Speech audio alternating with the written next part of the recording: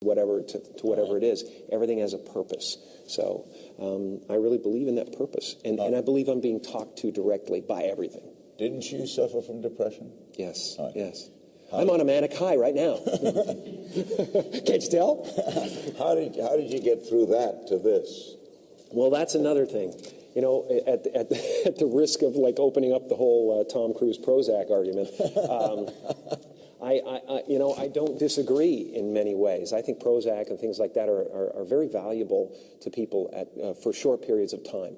But I believe if you're on them for an extended period of time, you never get to the problem.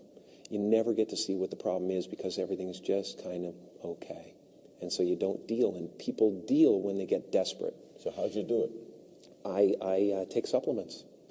Vitamins? Yes, there is it is vitamins, but it's also certain elements of the brain like tyrosine and hydroxytryptophan that they're treating depression with now. And it is a natural substance that's in your brain, but instead of being a serotonin inhibitor, which just uses the serotonin you have in Prozac and things like that. It just uses the serotonin you have, and it doesn't allow it to go back into the receptor.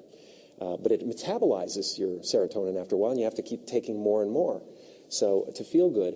And this actually creates dopamine and creates serotonin. And it's a wonderful thing, and it's amazing. I'm going to talk a lot about it in the near future. But you know, write about it? Yeah. Has coming through this made you a better performer? Do you think? I think all experience. If you're a performer, if you're an artist, you ought to be able to take this table and make it into something.